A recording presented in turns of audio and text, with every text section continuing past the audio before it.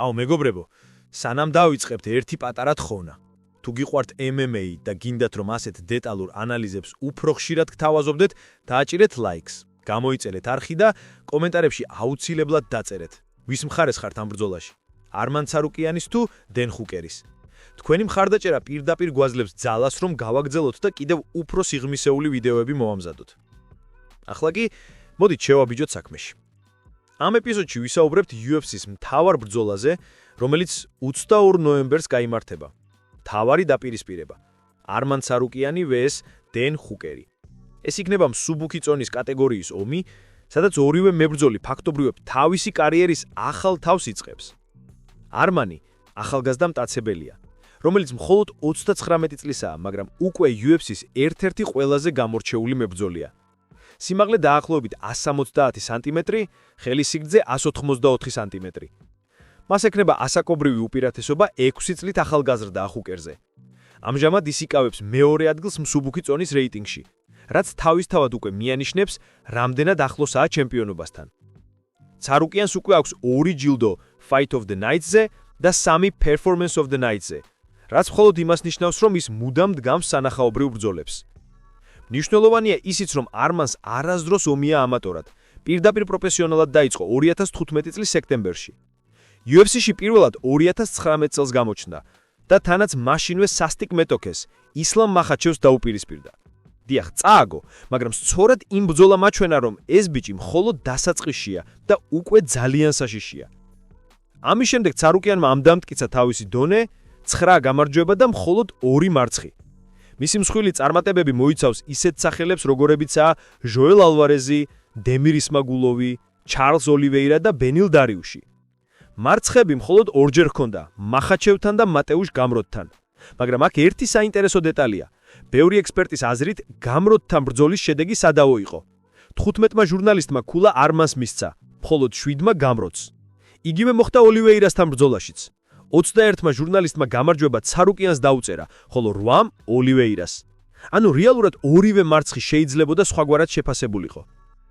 ამ ყველაფერს ემატება ისიც, რომ ახლა არმანი ბრუნდება 588 დღიანი პაუზის შემდეგ. ყველაზე გრძელი შუალედი მის კარიერაში. ბოლო ბრძოლა ჰქონდა 2024 წლის აპრილში ჩარლზ ოლივეირასთან. შემდეგ კი დაიწყო გაუგებრობა, უნდა ებრძოლოდა მახაჩევთან რევანში, მაგრამ წინა დღეებში ტურნირი გაუქმდა.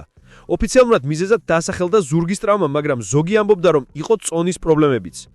დანა ვაიტმა შემდეგ დაადასტურა, დიახ, ტრავმა რეალური იყო, მაგრამ არმანი ფაინს ფორმაში დარჩა. მონაწილეობდა რამდენიმე კარატე კომპატსა და გრაპლინგ შეჯიბრებში, სადაც დაამტკიცა, რომ ბრძოლის სული მასში ისევ ცოცხალია. ახლა კი მოდით გადავეხედოთ მის ციფრებს. ცარუკიანი საშუალოდ აყენებს 3.79 წურდიან დარტყმას წუთში. სიზუსტე 48%, ხოლო დაცვა მხოლოდ 53%. ეს ნიშნავს, რომ ხშირად იღებს დარტყმებს, მაგრამ მისი რეაქცია და ქულათა აკრეფა ასაოცრად სტაბილურია. Takedown-ის საშუალო მაჩვენებელი 3.35 თითო ბრძოლაზე, ხოლო სიზუსტე მხოლოდ 77%. ანუ ის მუდამ ცდილობს მეტოქის მიცაზე გადაყვანას, მაგრამ არ აფრთხილებს მოწინააღმდეგეს ზედმეტად გათვლილი მოძრაობებით. დაცვა კი ძლიერია 77% takedown-ებისგან თავდაცვა, რაც ფენომენალური შედეგია მსუბუქ კატეგორიაში. მისი სტატისტიკა აჩვენებს, რომ ცარუკიანი ეს არის მებრძოლი, რომელიც ენერგიას ინახავს, არ გარბის ემოციაზე, იცის როდის უნდა დაარტყას და როდის გაჩერდეს. მას არ უყვარს სპექტაკლები, ის ყველაფერს აკეთებს გამარჯვებისთვის. და მაინც მთავარი კითხვა ასეთია. 2 წლის შუალედის შემდეგ შეძლებს არმან ცარუკიანი დაბრუნებას და დაამტკიცებას, რომ კვლავ საუკეთესოა. იმის გათვალისწინებით, თუ რამდენად მტკიცედ მუშაობდა იგი შუალედში და როგორ ემზადებლა საკუთარ დაბრუნებას, ბევრი თვლის, რომ სწორედ ახლა არის დრო, როდესაც არმანი საბოლოოდ გაანადგურებს ეჭვებს და კიდევ ერთხელ მოიპოვებს სტატუსს, როგორც მომავალი ჩემპიონი. მაგრამ გზაზე დგას ადამიანი, რომელსაც თავად UFC-ს გულშემატკივრები ეძახიან რკინაგულიანი, დენ ჰუკერი. ჰუკერი გამოცდილი, ფეთქებადი და რაც მთავარია, არასდროს ნებერდება. მას არ აინტერესებს სტატუსი, რეიტინგი თუ შანსები, ის უბრალოდ გამოდის და იბრძვის და სწორედ ეს ხდის ამ ბრძოლას განსაკუთრებით ამაღელბენს. ახლა კი გადავიდეთ მეორე მხარეზე, დენ ჰუკერზე, რომელსაც ბევრი გულშემატკივარი ჰენგმენად იცნობს. ეს ბიჭი უკვე წლებია UFC-ში და ყველასთვის ცნობილია თავისი ხასიათით.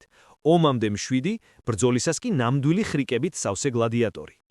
35 წლისაა, სიმაღლე დაახლოებით 183 სანტიმეტრი, ხელის სიგრძე 192 სანტიმეტრი, რაც არმანზე დაახლოებით 3 სანტიმეტრით მეტია ორივე პარამეტრში. ანუ, ფიზიკურად, ჰუკერს აქვს მცირე უპირატესობა, თუმცა ეს უპირატესობა თითქმის სრულად იშლება ასაკისა და სიჩქარის ფაქტორით. ის არმანზე 6 წლით უფროსია. ჰუკერის პროფესიონალური ბილანი ამჟამად არის 24 გამარჯვება და 12 მარცხი. აქედან 11 გამარჯვება ნოკაუტით, 7 სუბმიშენით და 6 გადაწყვეტილებით. ის იკავებს მე-7 ადგილს UFC-ს მსუბუქი წონის რეიტინგში და თავისი კარიერის განმავლობაში 3-ჯერ დაჯილდოვდა Fight of the Night-ით და 3-ჯერ Performance of the Night-ით. დენი არ არის ადამიანი, რომელიც ფრთხილად ითვლის დარტყმებს. ის არის მებრძოლი, რომელიც გამოდის, რომ ან თვითონ დაასრულოს ბრძოლა, ან იქამდე იბრძოლოს, სანამ გულშემატკივრები ყვირილით არ წამოდგებიან ფეხზე. მაშინ, როდესაც არმანმა კარიერა დაიწყო 2015 წელს, დენმა უკვე 2009-ში დებიუტი მოასწრო. პირველი დიდი ბრძოლა ჰქონდა 2014 წლის ივნისში, როცა პირველად შევიდა UFC-ს ოქტაგონში. ჰუკერმა იბრძოლა როგორც ფრინველთა წონაში, ისე მსუბუქში, მაგრამ საბოლოოდ სწორედ მსუბუქ კატეგორიაში იპოვა თავისი ადგილი. მას უკვე 14 გამარჯვება და 8 მარცხი აქვს, მხოლოდ UFC-ში. მძიმე წლები ჰქონდა, რამდენიმე ხანგრძლივი პაუზა, ტრაუმები, გაუქმებული ბრძოლები. მაგალითად, კლაუდიო პუელესთან ბრძოლიდან ჯეილენ ტერნერამდე ომამდე 258 დღიანი შესვენება იყო. შემდეგ მატეუს გამროტამდე 1026 დღე. და ახლა არმან სარუკიანამდე 1085 დღიანი პაუზა, რაც ყველაზე ხანგრძლივია მისი კარიერის განმავლობაში. ეს ნიშნავს ერთ რამეს. ორივე მებრძოლი ბრუნდება დიდი ხნის შემდეგ. ორივე უნდა დაამტკიცოს, რომ ისევ ფორმაშია და არც ერთს არ აქვს უფლება ფრკშილად ითამაშოს. თუ გავიხსენებთ ჰუკერის კლასიკურ ომებს, პოლ ფელდერთან ბრძოლა იყო ნამდვილი ომებად ქცეული კლასიკა. მაშინ 2020 წლის თებერვალი იდგა და მიუხედავად იმისა, რომ ჰუკერმა ტექნიკურად გაიმარჯვა, 12-მა ჟურნალისტმა ქულა მის მეტოქეს მისცა, მხოლოდ 4-მა კი დენს. ანუ ის ადამიანი, რომელიც ხშირად იგებს საზღვარზე. იგივე იყო გამროტთან ბრძოლაში. 9 ჟურნალისტი გამროტის მხარეს იყო, 8 კი ჰუკერის. ძალიან ბალანსირებული ომია, სადაც ყოველი წამის მნიშვნელობაა. ახლა, რაც შეეხება სტატისტიკას. ჰუკერის საშუალო მაჩვენებელია 5.03 მნიშვნელოვანი დარტყმა წუთში, ანუ ბევრად უფრო აქტიურია დარტყმების მხრივ ვიდრე არმანი.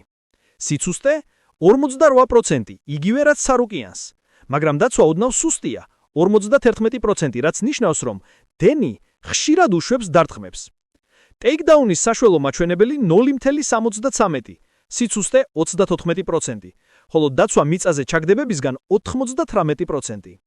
ამასთან, მისი სუბმიშენის მაჩვენებელი 0.3-ია, ანუ ოდნავ უფრო მაღალია ვიდრე არმანის ნოლოვანი საშუალო.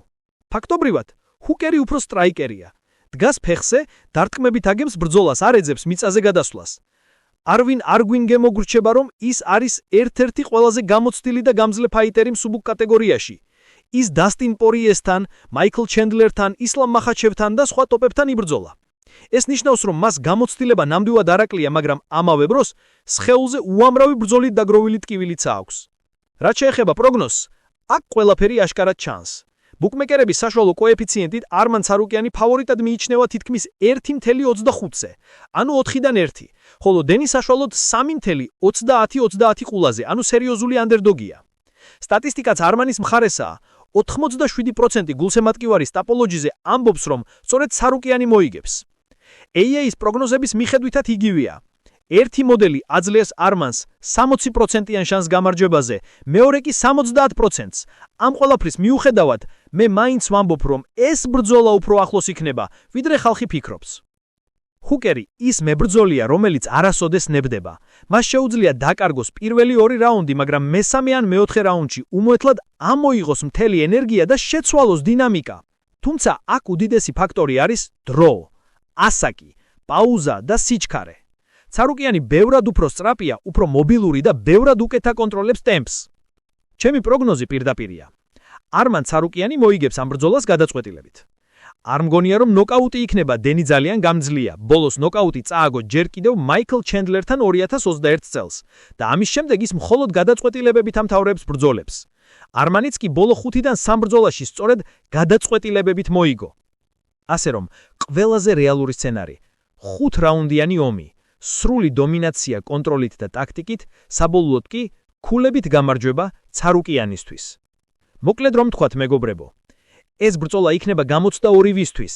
ერთი ცდილობს დაადასტუროს, რომ დრო ჯერ არ გასულა, მეორე კი რომ მისი დრო უკვე დადგა. და თუ გინდათ რომ გავაგრძელოთ ასეთი დეტალური ანალიზები, არ დაგავიწყდეთ, დააჭირეთ ლაიქს, გამოიწერეთ არხი და კომენტარებში დაწერეთ ვის მხარე ხართ თქვენ. ნახვამდის ბრძოლის შემდეგ მეგობრებო, ეს იყო თქვენი ძმა, რომელიც გულწრფელად გეუბნებათ. არმან ცარუკიანი, ეს არის მომავალი ჩემპიონი. ბზახ!